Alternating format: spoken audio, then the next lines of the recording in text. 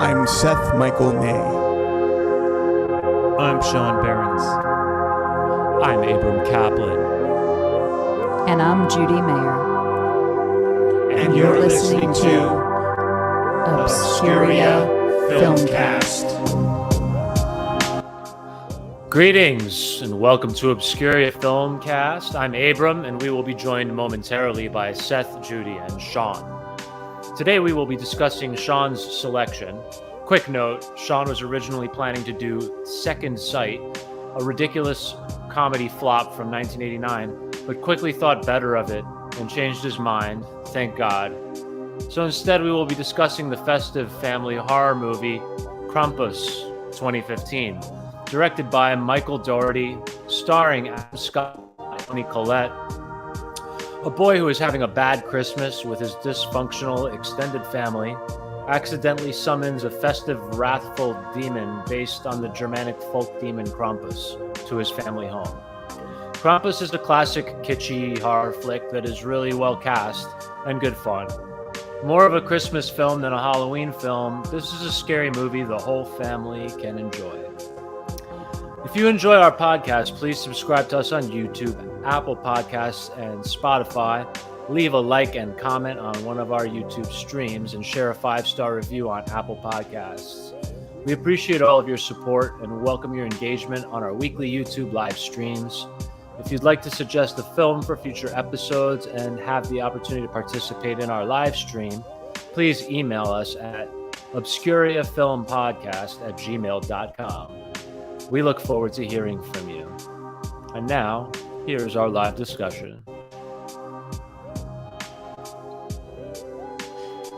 All right. Krampus. I saw this movie in theaters because back then I would go to the movies like 3 times a week. Back then, wasn't that long ago? Yeah. In the old days. 7 years ago. Yeah. No, but when he says back in the day, it makes me think like, oh, when I was a little kid. Yeah. Right. So I was in there. There was me and a few other folks, and I saw this movie, and I love Toni Collette. I like Adam Scott, David Kitchener. It was a pretty good cast. A lot of the kids, this was their first movie, and I thought they did a pretty fine job. And as I was watching it, I'm thinking like, it's going on here? It was kind of weird because you had death and violence with some mystical power, but it was all with Christmas imagery and not like Nightmare Before Christmas, which is cool, different, like you're going to die stuff. And even how Krampus got into the family home and whatever else was just clever. There was problem solving on Krampus's part, and you could see the story from his point of view. I even liked the little animation segment where the grandmother, Oma, the flashback segment. Yes, had her, Germanic fable about Christmas. And I chose Krampus because it's nearly Halloween, and when I chose Second Sight, I only saw it as a kid, and then I wanted to watch it again for this thing. And then when I did, I'm like, I can't do this. I can't make you guys watch it. So I'm like, yo, it was like Monday. I'm like, yo, we got to switch it up. I'm embarrassed, and I was telling Seth this, and Seth was like, you ought to be, but how about just take scenes from Second Sight because it is free on YouTube if you want to give it a shot. And as examples about how that movie is embarrassing, you could see Krampus. I saw it on Peacock. I got subscribed to Peacock. You could see it there. It's part of the subscription, and it's a much better film. And I just thought it was wonderful how they melded everything together. And looking up the box office, it cost $15 million, which I thought was a decent price because a lot of it was in that one house. And the box office was 61.5, which is 4 times its budget. So this is a hit, and no wonder, because one of Michael Dougherty's, the original director, he got greenlit on one of his first films that he wrote and directed called Trick or Treat. is getting a sequel now. And also in 2019, Michael Dougherty did such a great job with Krampus. They let him direct Godzilla, King of the Monsters, which got fabulous reviews. Didn't Krampus spawn like a whole bunch of other Krampus films? Because I think when so. I did a search for it on, I actually streamed it from. Yeah, there's like a lot of different Krampus movies. Yeah, I saw Krampus Mother one. I was like, oh, that looks interesting. That's why I said 2015 to make sure, because there is. But this this is the first one Michael they Dougherty made, and are they all those other Krampus? Yes. They have the same font, so I'm assuming they're all related to the same franchise. I think it's because Krampus is real and folktales, so there's no copyright. So everybody's just dipping in. No. You're not getting what I'm saying. No. Obviously, yeah, anybody can make a movie about Krampus because it's a folklore. It's a folk tale, right? What I'm saying is that all of the Krampus movies that I saw seemed to have a similar font, a similar graphic design to them. So I assume they're part of the same franchise. But do you know either way? I don't know that they are. You don't know? I doubt it. I doubt it. It's like Sunshine Cleaning and Little Miss Sunshine have the same font, and they both have Alan Arkin, but they just threw that in to sell it. So people who interesting, okay, so they're probably unrelated. Okay, interesting. Wait, there's Krampus: The Devil Returns from 2016, and it's not the same people. Yeah, because I didn't see anything on the Wikipedia or IMDb page to suggest that this film ever had a sequel or anything to it. No, I don't believe this specific one did. Yeah. My God, there's a bunch of them. There's Krampus Unleashed, Krampus the Reckoning, Krampus the Christmas Devil, Krampus Origins. Wow. Yeah. I mean, it's a great character. Everybody there's Krampus festivals over in Austria, which I didn't know. For sure. I got to show this to my cousins because I have a bunch of cousins in Austria, and I'm sure they know all about this. It's basically like SantaCon, but with Krampus. Yeah. Because when I looked into the background, I'm like, so basically, so there's a really good Austrian beer called Krampus. Okay. Yeah, it makes sense because Krampus likes to drink. They said part of the folklore is you give him schnapps. He's particularly like schnapps. But he doesn't kill people. He doesn't kill people. He just basically beats you with birch if you've been naughty, basically. So so the folklore is that on December 5th, the night before Saint Nicholas comes on the 6th, he visits you first if you've been bad to basically beat you into submission. So I'm like, so basically people have just been sort of tricking their children for centuries. So they have drunk Krampuses running around, and I looked up one video. There's like wrestle matches between dudes and Krampus.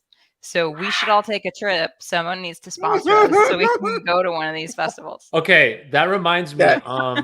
My family lives in a place called Villach, which is a gorgeous, picturesque kind of small. It's not a big city. It's like a really small city or a large town, and they have. I was there for. I don't know how to pronounce it. Osterfest, Easterfest. Yeah, they have this crazy Easter celebration, but it's got like all these pagan roots. Like they burn these enormous bonfires and stuff. And they get, they party like crazy, but they've got festivals like that all the time over there. And I don't know anything about that stuff because, I'm a Jew, but I find it all very interesting and entertaining. Yeah.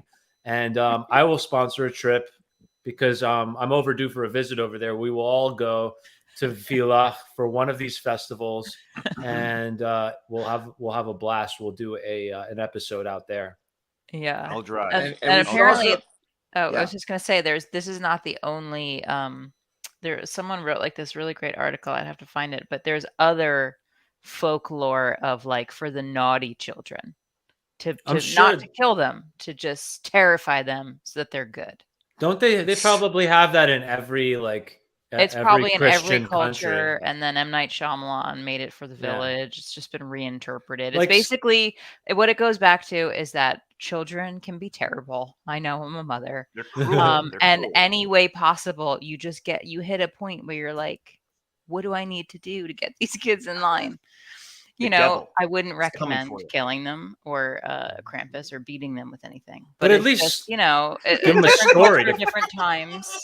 People did different things, and different things were acceptable to have but maybe if the children felt like, oh no, Krampus is here, they could just give him or her or the half goat person, not human, some schnapps, and they wouldn't get sent to hell or a snow globe. Also, And they as would a be able to have parent, a Merry Christmas. Yeah. I think as a parent, it would be beautiful. cool to have Krampus beat your kids. Be like, Krampus, yo, listen, you do it. I'm tired. Just beat my kids really Yeah. quick.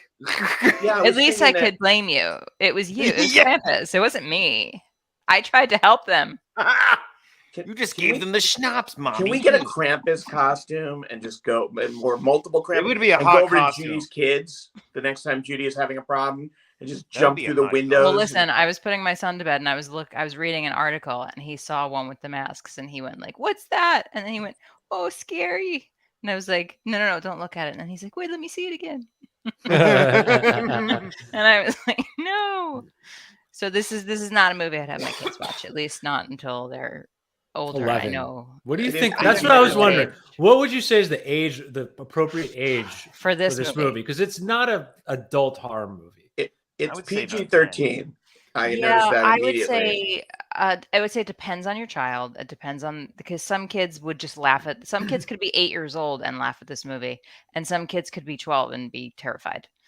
So I think it depends on your kid, but I would say I really think it depends on the child. It I mean, does, I yeah. I remember mean, being in horror movies and seeing what did I go see? The Conjuring or something in theater. Nice. And there was a Good woman one. there with like her 3 or 4 year old, and I was like, "I'm sorry, I feel like you need to be arrested."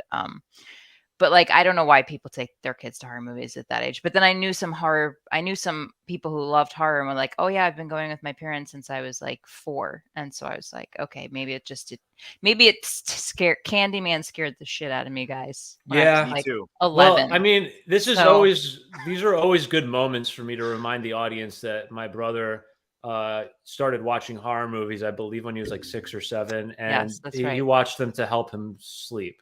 He Right. had terrible, trouble. I guess like they soothed him. They were soothing and then I got into them. One person gets away in the end in like the horror films, at least one. So Well, it's also not real, and I think he understood that. I don't know. Guess how old my brother-in-law was when he saw Jaws? How 7. old? Like 16. 5. Oh. Guess what? All right, I'll do. At the movie I'll do. theater. I'll do you one. His parents were like sick of him and his brothers, like, being, and they were at the beach and they were like, "Oh, let's just drop them off at the movie theater. They go see Jaws." So that must have been quite the summer for. Yeah. Shout out I saw to my brother-in-law, Christian. I saw The Silence of the Lambs in theaters. How old were you? 10 years old. That explains And everything. I was a fat kid, and we went out to Sizzler afterward, Aw. Were where you they about a have size all you 14? could eat, and I didn't want to eat that day, and it because I felt when Ted Levine put his junk between his legs, I had no idea what I was looking at. I'm like, what is going on? He's a man, but he's not a man. I don't get it. And I was in my head. But yeah, that did explains a lot. We could go on and on about all the inappropriate movies we saw at inappropriate ages. That's a whole other show. I saw Clockwork Orange when I was like 10 or 11. Wow. Yeah. But, So okay, anyway, so so back- this movie, it depends on the age, but I would say a preteen to teen, Yeah. depending on the child. Or a And really precocious 5-year-old. I mean, whatever. Yeah. The writer-director, Michael Dougherty, got his start in 2003 with X2, X-Men United, which is my favorite X-Men film. And he also co-wrote 2005's Urban Legends Bloody Mary. And then he co-wrote Superman Returns. And cool. I guess X2 was good, whatever else. And then the next year in 2007, he got to write and direct his own Trick or Treat, which I'm gonna try to watch that one, and then Krampus, in 2015. So he had a pretty big gap there, and then Godzilla King of the Monsters. So he hasn't done much, but I'm going to check out his other films. I did see Superman Returns and X2. I want to give Urban Legends Bloody Mary a shot because I love how did that he crap. jump into X2 in 2003? That seems like a pretty big movie. He was come out of nowhere. buddies. He was buddies with a man named Dan Harris, and they were young too. So Dan Harris and Michael Dougherty were a part of the Bryan Singer Mafia. They were very young. Yeah. And they knew Brian from the parties and stuff because Brian had a lot of parties, a lot of people showed up, and I guess Michael and Dan said the right thing, and I'll leave it there. And then that's how he got it, because he got in through Bryan Singer. Okay, so he hadn't directed anything, nothing before this. I mean, maybe he did some like student stuff, like or student anything? films. This guy wrote a lot of comic book stuff. Yeah. I mean, he already had a background in that. So Bryan Singer, Bryan Singer, Dougherty, and Dan Harris provided the plots to 4 comic book prequels to Superman Returns.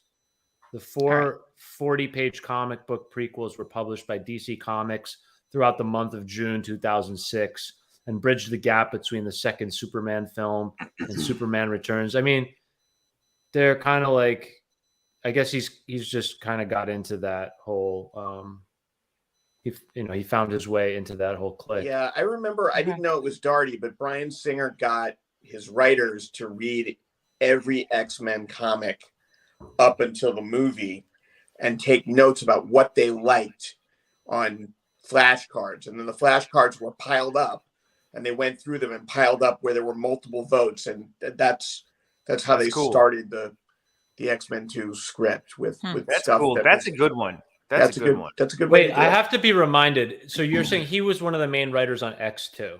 Yeah. I get them all confused. You have to remind me what happened in X2. X2 is with Brian Cox as General Stryker, and he's using Cyclops dies in the beginning.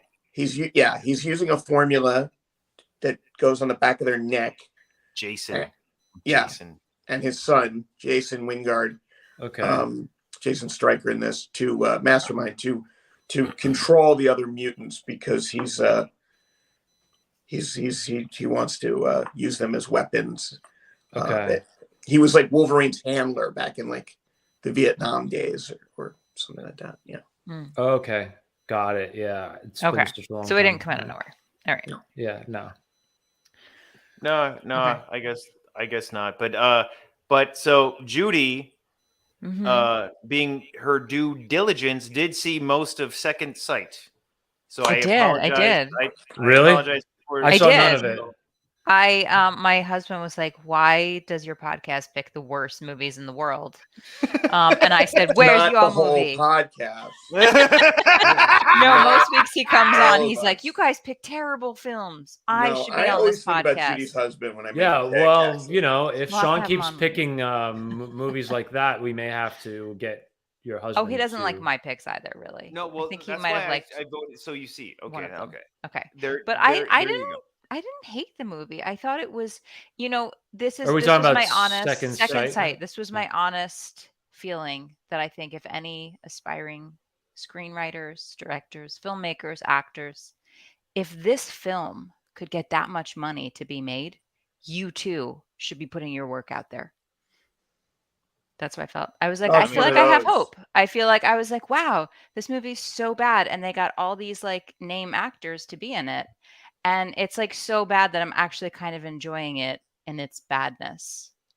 And as someone in the healing world, I was sort of like interested to see like how they portrayed like psychics and psychic ability back during the late 89 was it? Yeah, it was 89. 89. Okay, so that was like interesting to see. And I was saying Jeremy looked up and saw that like the main actor interviewed with all these psychics to get character input. So he took it very seriously. Bronson Pinchot. Yep, he took it very seriously, he went a little bit method, I guess. Actor, man. And he's funny. It was funny. It was just, I don't know. I didn't hate it, guys. I really didn't. Bronson Pinchot stole his success is because he stole a scene in Beverly Hills Cop 2 from Eddie Murphy as a character named Surge. and then they made Balky for basically the Surge character on Perfect Strangers. Like, that guy's a good, and for those of you who don't remember, he also steals a True Romance scene where the coke. Oh, here we go. Second sight. Just because you had one bad experience with a woman. One bad experience. You call being a cop who gets the most dangerous assignments in town just so the chief can boff his wife one bad experience. Move it! Well, Boffed his wife. Boffed his wife. Bobby, shh. You know, Wilson, technically, the chief only tried to get you killed a couple of times. Yeah, mostly. Sean, do you want to explain this scene to us? Down on your wife naked. Oh, of I course. think it's Well, in better that case, without I'm not gonna be context. bitter one more minute, Bob. Oh, Wills, that is wonderful. Then her love can flow in, and your love can flow out, and in and out, in and out. Yo, Bob, until I see you on one date with one female, I don't want lectures on in and out from you, okay? Wills, that's not fair. His reaction. Bobby just Bronson's hasn't reaction. integrated the romantic, or social, or sexual side of his nature into his personality at this time. Wills, your Blood pressure is way up, Oh, do tell. and your sperm count. is way down, way down. So yeah, actually, I don't. That was more in the beginning. I think that was at 20 minutes in the movie, and I forgot where it was. I guess they're on their way to the church to do a gig where the nun hired them to find the people who got into a car accident Car there. crash. They crashed into a Right, car. and it gets kind of convoluted, but the whole film's filled with scenes like that don't have anything to do with the main plot. It's just those There's types a lot of scenes. in cars. A lot of cars, a lot of screaming, a lot of misinterpretation, and a lot of Bronson Pinchot doing his physical comedy. And he was from Perfect Strangers. He got nominated for Best Actor for the Emmys there a couple of times. So people knew him and he was funny and whatever. But that's not enough to make a good movie. Yeah, he is funny and he's a good physical actor. He is good. Yeah. I liked it. I liked that he actually made, it wasn't probably his money. He probably got his agent to negotiate that Hollywood throw in some extra money so he could go do heavy research with psychics. So Well, He he was even making had- Perfect yeah. Strangers money. Coolidge isn't gonna Oh, come wait. back soon? Yeah, he's over at the mayor's office. He'll be gone for hours. Run it. Close the door. It's a nice dress. So tell me, what did the note say? They want $1 million a week from Wednesday. A week from Wednesday? Who keeps a cardinal for a week and a half? Why is this here? Oh, don't pay any attention to that. It's the chief's pride and joy. He caught it himself. You know, sometimes I think he loves that thing more than anything else in the world. Ugh. She's dead. Yeah, we picked it up for ourselves, Bob. Bobby, if you need the little boys' room, then go find the little boys' room. I don't need the little boys' room. Then why are you doing the pee-pee dance? I'm not doing the pee-pee dance. Yes, you are. No, I'm not. It looks like you're doing the pee-pee dance, Bobby. Wait a minute. Bobby is having an empathic episode. It's Chief Coolidge who's doing the pee-pee dance. Well, the chief sure drinks a lot. Could you just get him under control, Preston? Oh, yes. Bobby. Bobby. Thank you. Bob? A lot of sound effects. The music tells you what to feel, which is all amateur moves. And I guess it would have worked on a sitcom, and it does, but in something like this, Isn't it basically like a feature-length sitcom? it is. Yeah. It is. And that's why I was embarrassed to do it, and I wanted to choose Krampus. Well, let's get back to Krampus. Okay. Unless you want to roll that last clip. Let's roll that last clip because it's after the Hey. apartment. I just really want to thank you for saving my life. Oh, that's okay. But You were incredible. very quickly, why was he dressed like a girl in the last scene? Oh. Is he Because- trans? I mean, I could explain it. No, because John Larroquette, okay. So when the Cardinal got kidnapped, John Larroquette got the case, and he wanted to put his best foot forward. So he got Bobby to dress in a nice suit. Bobby doesn't like dark colors or polyester, so he strips it off and he runs in the church naked. So Father Dominic from The Sopranos got an altar boy costume so he could wear I it. I thought He that's also what doesn't that want to was. wear. He says that in order, and the only way he can block things out, which is where I think it relates to modern day, is he talks about the fabric. It has to be natural fabric. If he wears any bad fabric, it blocks out all of the energy. So they said you have to find something that's made of natural fabrics. That makes Otherwise, you won't perfect be able to sense. pick up anything. Well, it's very convoluted. Okay, I think you're being sarcastic. I hope you are. No. Yeah. You were. No. I'll never forget it. How can I ever thank you? Would you sleep with me?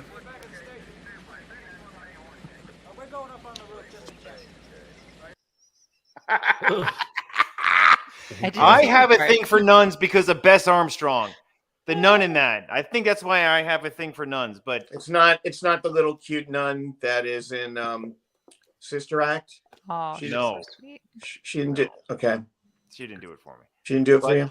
No, I like Anyway, so that's why I chose Krampus, because there's depth and cinematography and actors that are actually really good, and a story that one thing I like about Krampus is that it's thematic and it all ties in. And even in the end in Krampus, because when I was watching in theaters, I'm like, how are they going to tie this all together? Because they're all dying. And then, but it's a Christmas movie, so they can't all die, but they're all dying. And how are they going to do it? So it was like a dream with a question mark, because the boy does get the Krampus bell, and then everybody else in the house, they had like knowing looks with each other, as if they did all. They all did. Yeah, it's like almost But like they're they not talking woke about up from a spell, and he was. Which is- he woke up from the spell quicker than everybody else. Him and his grandmother. But His grandmother never went into the spell. She was always aware of what was going on. He wakes up from this nightmare, and like he's aware that like all that experience, he had that experience, and then everybody else, once they see the little bell, they all become aware of it, and then it zooms out, and they're in a. Which I thought was very clever. Yeah, it was cool. It was And done. that's Christmas. I think they could have edited it slightly better at the end to make the effect a little less ambiguous, because I don't think they were trying to make it ambiguous. I think they wanted to make it very clear that like everybody realized all at once, but they did it a little weird. But are they trapped? Here's my question though. Are they stuck in a snow globe, or is it just he has these snow globe images of the houses of the places he's visited? I think Because if they're more trapped the in a latter. snow globe.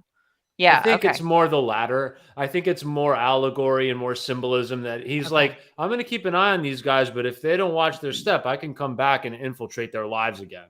But also, I think that's kind of what it is. With Santa Claus watches you.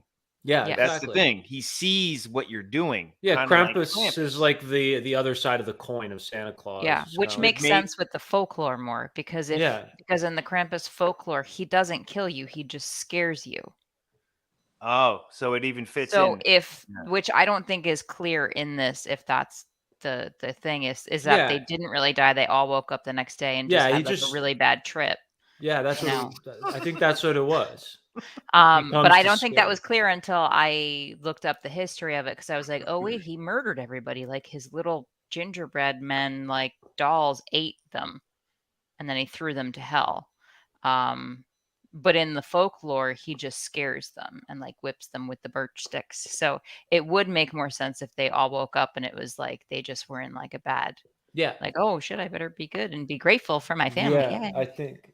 And also with horror movie tropes, you don't have to, but with a horror movie, it's best if you leave room for a sequel, which it did.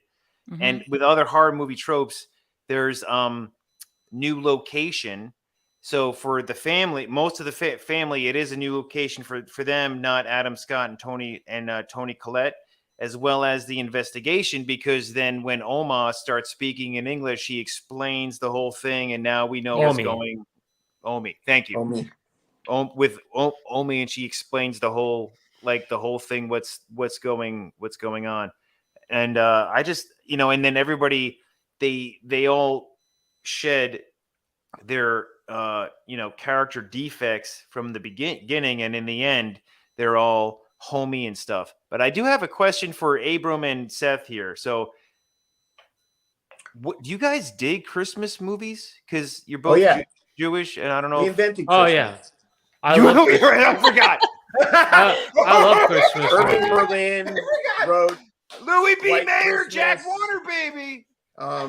Yeah, like I forgot. I'm sorry. I'm sorry. Yeah, the early American colonialists weren't even celebrating Christmas. Yeah, and I like heard, the Puritans, they didn't celebrate Christmas. And I also heard that all those movie moguls who were Jewish also celebrated Christmas because I don't know why. I guess it was just better optics or something. I don't know. But I just don't know. It's a little of this, Sean. Like, you know, all right. I just wanted to ask because no, basically, like, okay, I mean, Christmas is like become somewhat of a secular holiday, I guess. But I think that like America's fundamentally a Christian country. Christmas in America has a very sort of like modern kind of I don't know, positive vibe to it. Like there's doesn't seem to be really much divisive about Christmas. Like it's a beautiful holiday. I don't celebrate it, but I love that Americans decide for a period of like several weeks that they're going to just make everything really beautiful in the middle of like this horrible winter and put lights everywhere and, you know, celebrate and goodwill towards each other and buying each other. It's just a good feeling. Like it's a really nice feeling walking around like horrible, shitty, cold winter New York during Christmas, and Christmas sort of just like, you know, brightens it up a bit. And I think, you know, the holiday and all the Christmas movies, you know, they just have really nice messaging in them. And this one's no exception to that. I mean, this is very much a Christmas movie. And I'm a big fan.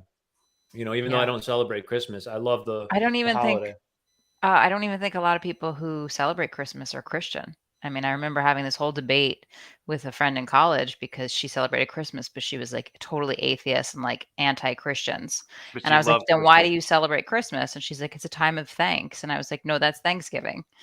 She was like, no, it's Christmas. And I was like, all right, whatever, to each their own. But like, I think there's a lot of people, you know, there's a lot of self-proclaimed atheists in America that don't really realize that they're still, they may be secular and atheist, but they're walking around with like all of these very like Judeo-Christian sort of assumptions about reality, even if they're not religious. Like they operate their lives as if a lot of the things in the Bible are fundamentally true, even if they don't believe in God. And they live in a country that has certain institutions that you can't really understand. You can't really understand like Anglo history without understanding the Bible, because so many of our traditions come from the Bible. The whole concept of property rights and you know, and like don't do unto others as you wouldn't have them do unto you. Like this kind of like treat each other like the way you'd want to be treated. I mean, it sounds like that would go without saying, but that really is kind of like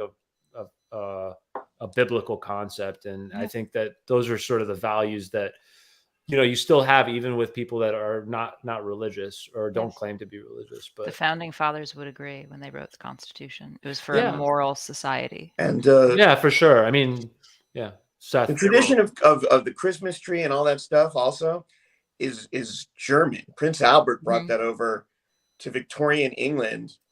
It comes from Yuletide, and the idea that I think in the Bible somewhere, and people can write in and argue with me, it says Jesus is born when the lambs are being ewed, which would be April or March. But then the Feast of Cronus, when the winter equinox, the winter solstice, whatever one is in the winter. And you know, the early Christians were like, they like that, so let's borrow that.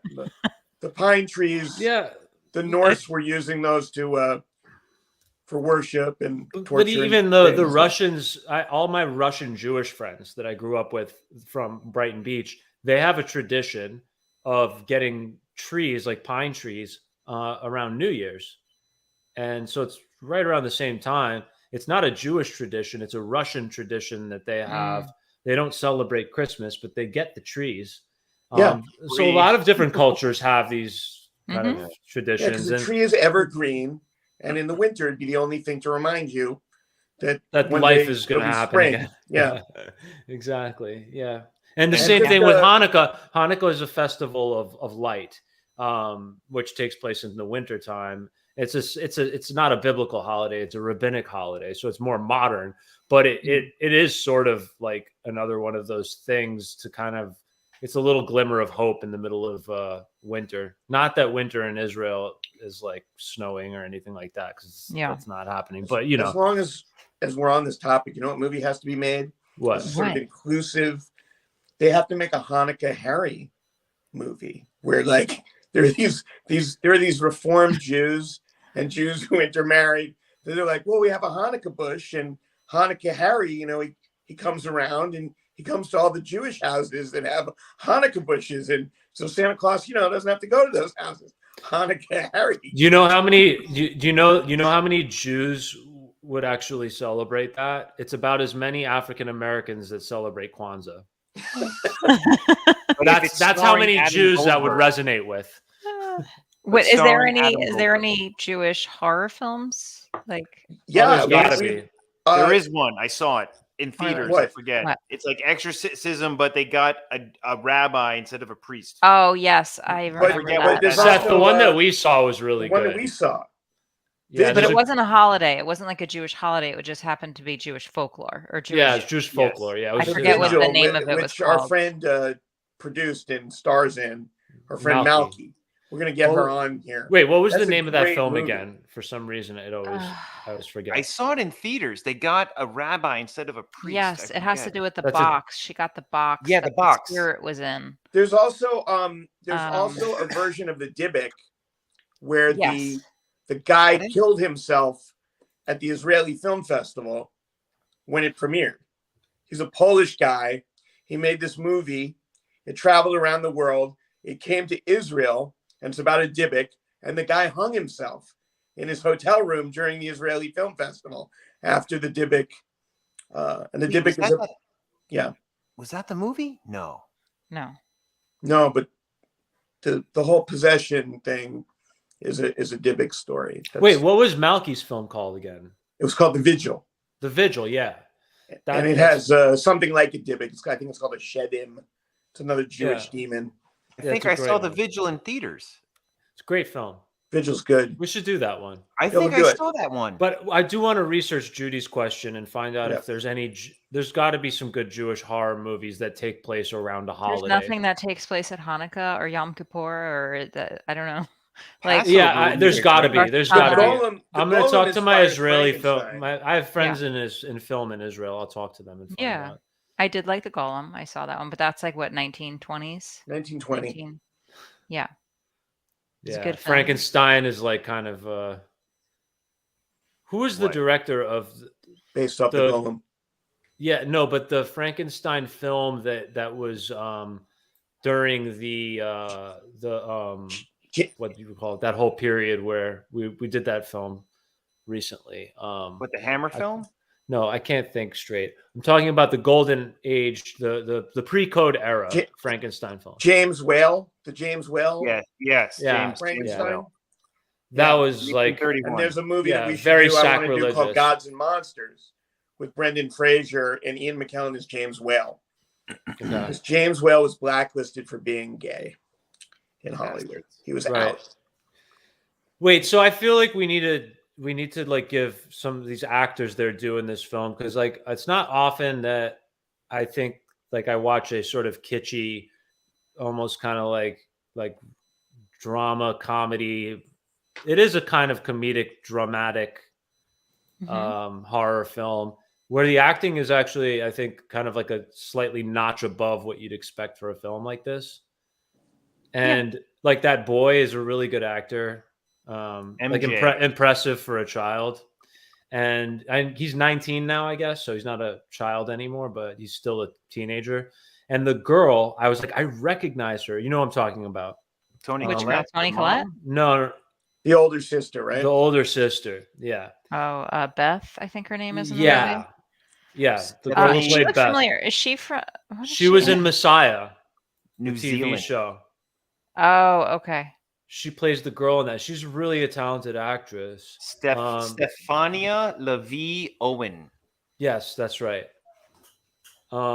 She's really good, and I thought the whole cast was great. So I'm not the guy who normally comments on the acting as much, but I was surprised. It's not easy. What's that? Even Adam Scott was good. Yeah, Adam Scott was great. He's a very talented usually actor. Does comedy, but here he wasn't really comedy, but he was just even Toni Collette can do anything. But Adam Scott does a lot of Adam Scott. Adam Scott. Yeah, he does a lot of like those improv, Adam Scott, right? Exactly. Stuff. But he also does good drama. Yeah, I just haven't seen he's enough. done a lot of dark. He was in that really dark show on HBO a long time ago. Tell Me That You Love Me. Let me Tell see. me Let you me love look me. it up because I don't want to. Also, Toni I do Collette like. must really like horror. What did you say? Yes. Toni Collette. This is like the third horror movie I've seen Toni Collette in. She does a lot. I will say though, and I love her as an actress. She kind of always plays the same roles though in these movies and horror films. She's always like the mom who's not a perfect mom. She's kind of like uptight. She's really good at playing it. But I feel like if you take the other film that I loved, and I can't think of it, Hereditary. It's almost like you could swap movies and it's like the same. And then she's an imperfect mom in the I See Dead People movie. Oh yes, too. that's right. Sixth Sense. Yeah. Sixth Sense. Yeah. See, like when people say their favorite actress is Meryl Streep, I'm like, yo, Toni Collette, Kate Blanchett, Rebecca Hall. These are all brilliant actors. Yeah. And I'm just over. Never mind. I won't even say it. But I think it's also, I don't think this is a Toni Collette issue. I just think it's that she's really good at playing those roles. I might have to go on. She is. She's brilliant. Well, she does so. If you look up her filmography, I'm sure she's done like 3 movies a year for 20 years. I wanted to ask you guys because I couldn't remember the name of the series. It was canceled after one season. It was on HBO. It's called Tell Me You Love Me, and I watched the whole thing. The acting was phenomenal. Adam Scott is one of the stars, but it's like very serious. It's just all about. There's nothing.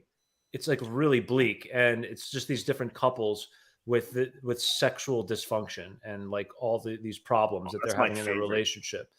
Yeah, no, I mean, it was a pretty bleak show. The writing was good. The acting was phenomenal, but they couldn't find the direction for the second season. So it ultimately got canceled. But that was my first introduction to Adam Scott. So when you said he usually does comedy, it was like, that's funny. Cause like my first introduction to him was in a very like kind of dark, almost Ingmar Bergman-esque type of HBO series about just like relationship dysfunction, and so that was my introduction to Adam Scott.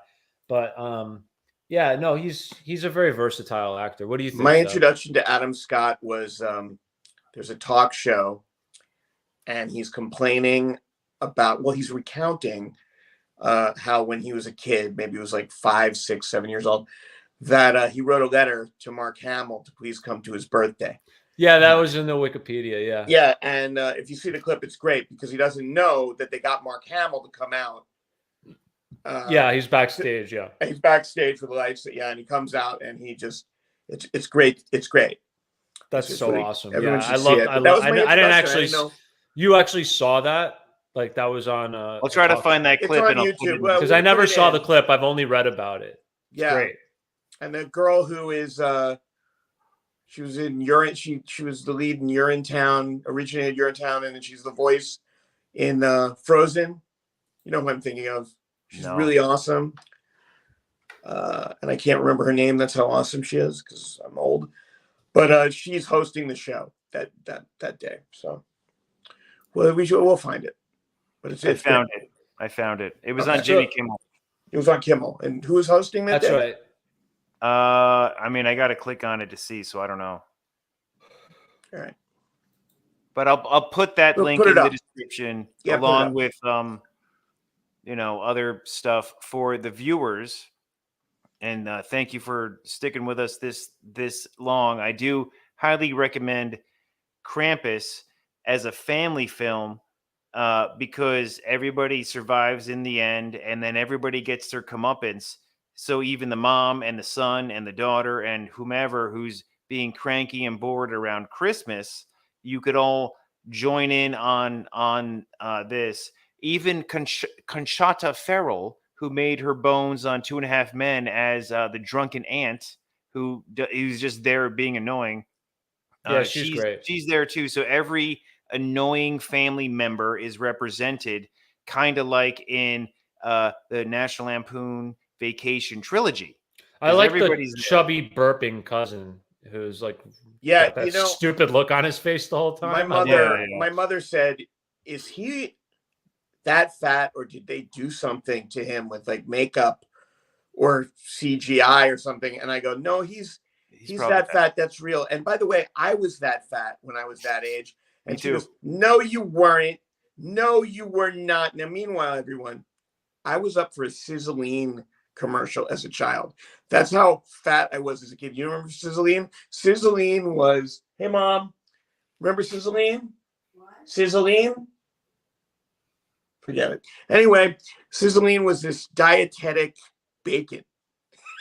I remember it, yes. People, and the commercial was, "My mom's gonna knock the B off your BLT and make it an SLT instead."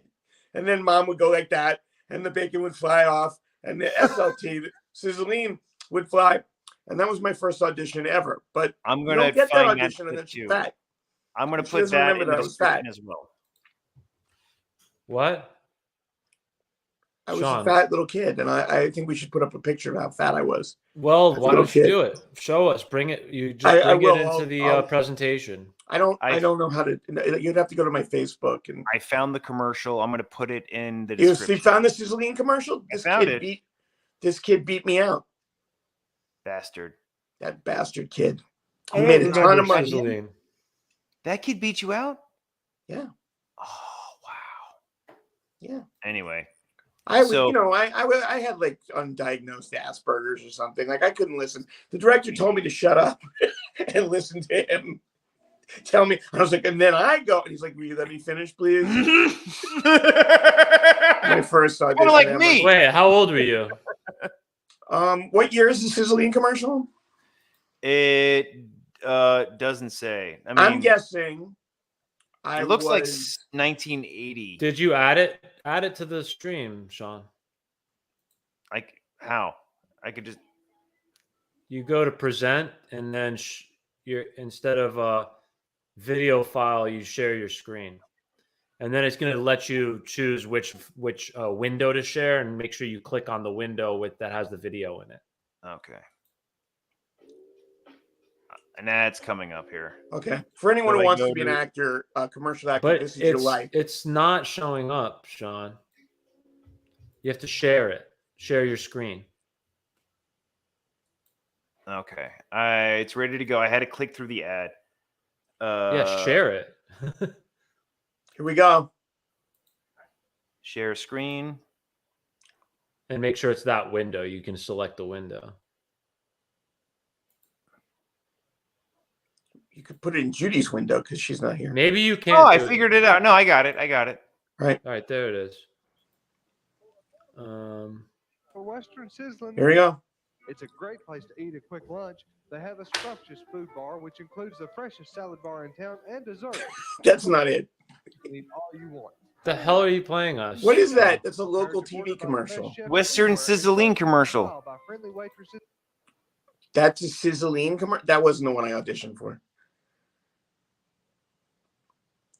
That's the one. Move over, bacon. Now there's something meatier. Delicious sizzling. Fake bacon? Mom's sizzling is real meat. No soy, no fillers? Sizzling is real meat. A lot more meat to eat in every package because it's 50% leaner. Ooh. Delicious. Move over, bacon. Now there's something meatier. Delicious real meat sizzling. That could have been you, Seth.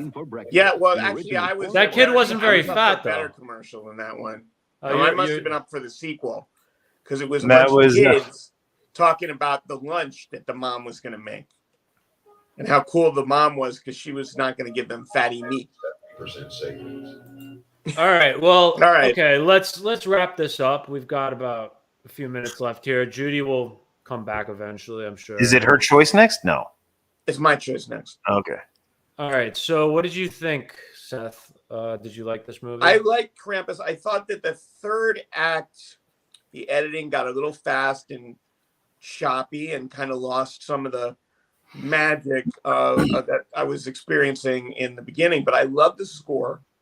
I really loved when Krampus first shows up.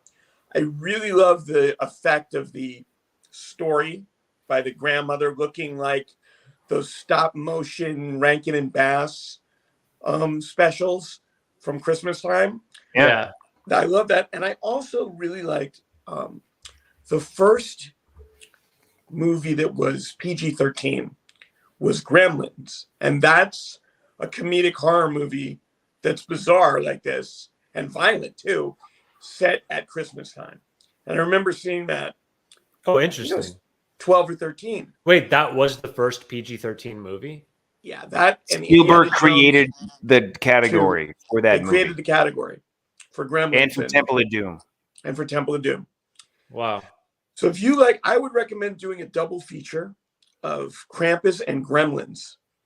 The original Gremlins, which also, if you remember, Gremlins has one of the worst monologues ever in a movie by Phoebe Cates. I think Phoebe Cates won a Razzie for this monologue, where she explains why she hates Christmas. And it's because her father wanted to surprise the family by dressing up as Santa Claus and crawling down. He got stuck in the chimney, and they thought he had left and never come back. But Christmas came along and got cold, and they lit a fire. And they started smelling this horrible smell.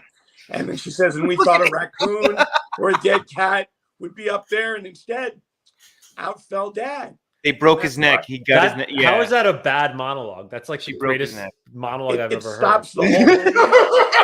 it like, imagine it's that horrible. monologue in Krampus. Imagine it's like going, and then it stops for someone to go, you know why I hate Christmas?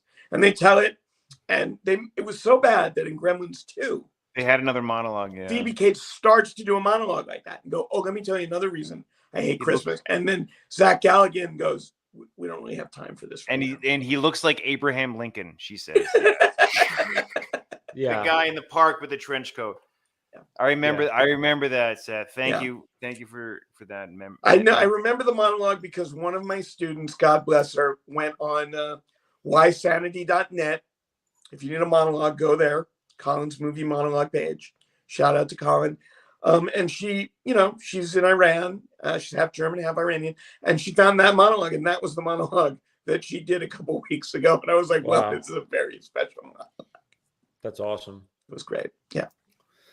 All right. Here's for Krampus. Krampus. Yeah. No, I don't really have anything more to add. I actually enjoyed that movie quite a bit, and the more I think about it, the more I like it. So I think I'm a real ham for like holiday movies in general. But yeah.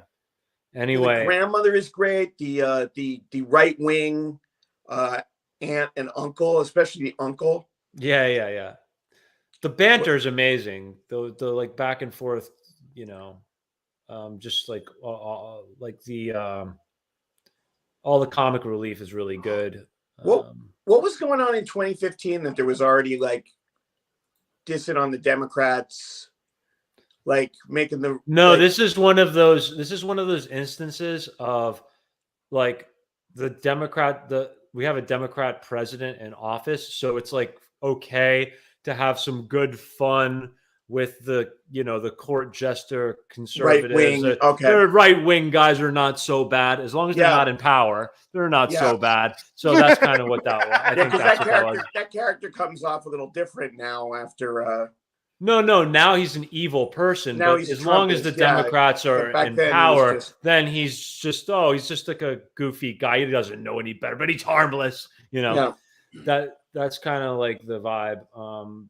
We'll see.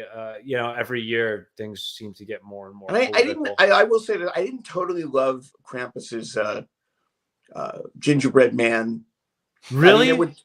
I thought I loved it because it was like a throwback. Who did Lord of the Rings are great, but I really liked how scary the other ones were, and then there were these kind of like young Sherlock Holmes killer food hallucination. No, Yeah. okay, I feel you, but for me, I loved it because I like miniature monsters because they remind me of Chucky, and like everything in this movie was reminding me of Chucky, and I was like, that's hilarious.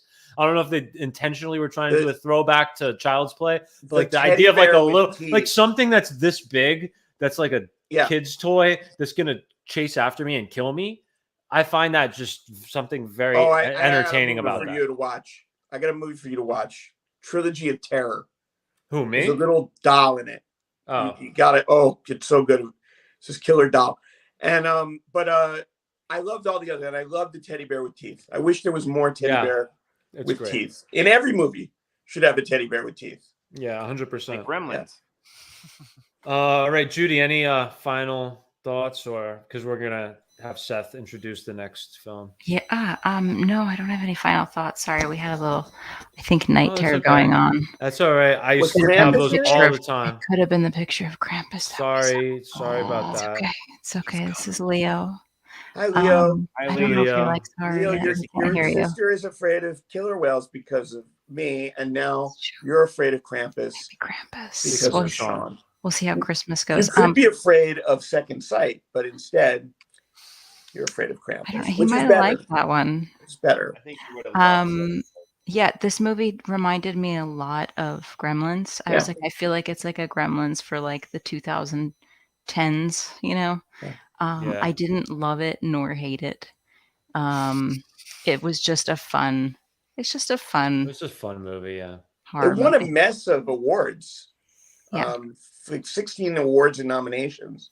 Really? For what? Best horror, best actor. No, I mean like at what festivals or what? Like horror festivals. Like a bunch of. If you go on IMDb. Well, you could see how many bad horror movies there are there. Yeah. And the bar is not very high. Exactly. When you have this, I'll just say, when you have this level of filmmaking, like the direction, the camera work, the music, the costumes, or not the costumes, but like the puppetry, the special effects, the casting, all of that was so well done. Like even a lot of that is missing because they had a budget. Yeah. Even Krampus himself, they did that very well with the hooves. They didn't really look at him, but then you did see his face at the end.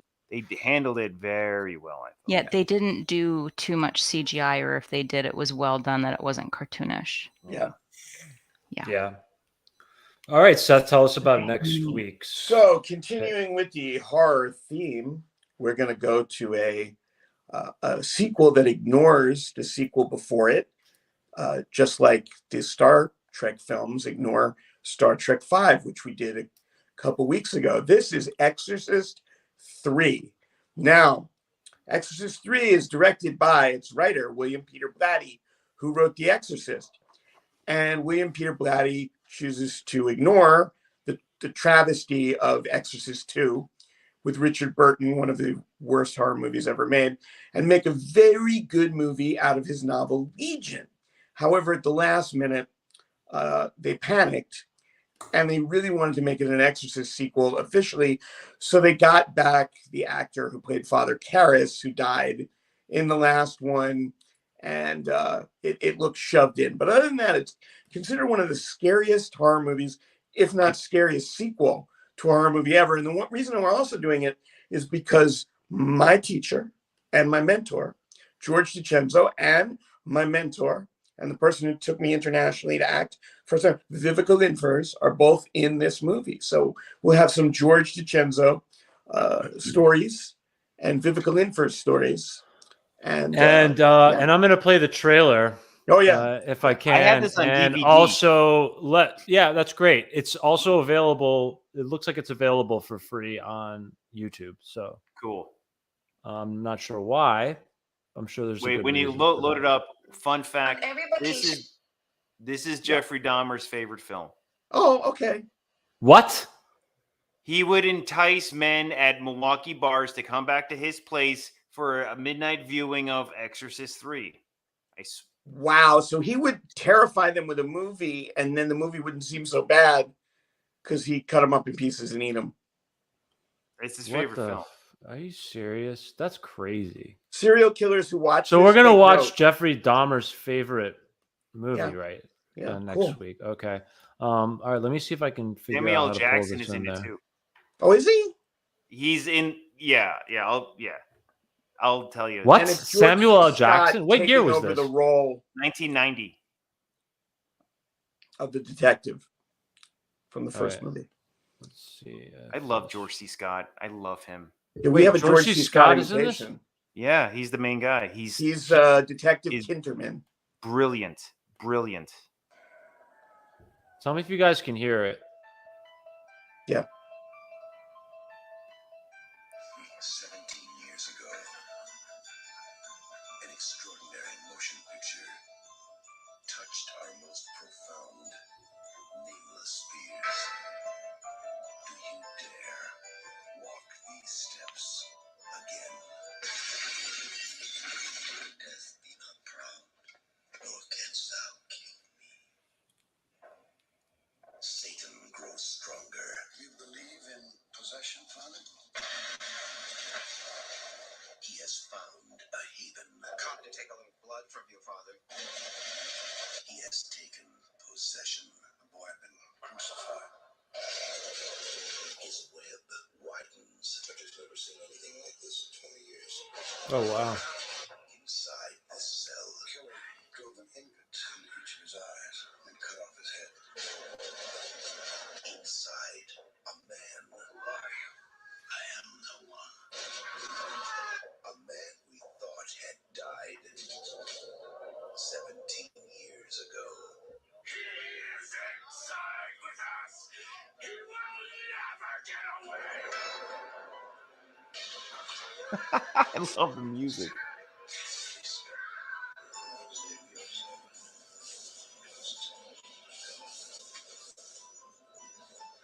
This time we are going to lose. The real terror is back. George C. Scott in William Peter Blatty. Judy, have you seen this? I think that was an affirmative from Judy, but Yeah, it's like a. yeah, I'm the only one who It's hasn't known. seen this. I Okay. haven't It's seen known. it since 1993. I've seen it like 10 times. Okay. I'm gonna Wow, watch it so again. Sean's like a huge fan. This is going to be it's- interesting. All right, this this is not going to be a typical Obscuria Filmcast program. It's not very often that like Seth picks a movie that Sean loves and has seen a gazillion times, and that everybody's seen the film except for me. That's This true. is gonna be fun. This Okay. is gonna be fun. I love this movie. Cool. This should be a nice smooth sailing episode with lots of good fun. Yeah, we'll talk about William Peter Blatty. We'll talk about how this movie is innovative and other films steal from this George film. C. Scott. And this is a movie also, like, you know, some movies are scary because of the concept. Like, oh, what would you do if the dead started walking? But zombies really aren't that scary because you can run away from them unless they're fast zombies. But this, like, has bizarre stuff in it. I won't mention, but the way they cut it together. Yeah, Brad Dourif's in this one also. Brad Dourif's in it. Yeah. There's a lot of really great actors and performances in it. And William Peter Blatty, who wrote the original novel, The Exorcist, they gave him, I think this is the only film he directed. I would assume so, yeah. Yeah, he assumed control back of the franchise. Which is so rare. It's very to rare. happen. It's rare. But I guess George C. Scott was like, no, I'm him, and no. And that's it. Maybe George C. Scott like threw down his fist and is like, no, or something. I don't know. But yeah, no, this movie is very innovative. And as horror movies go, this one wrote the book on like two main tropes that horror films still adhere to today. And Samuel L. Jackson is in it. Is this the first movie that has the old people are scary as hell? Yes. So, yeah. Yes, that's the one I was. Yeah, but not only that. Well, we'll get into it next week. Next week. Yes. All right, awesome. So we will be ending now. Peace, everybody. Like, subscribe, and comment, and we'll see you. We will see you next time.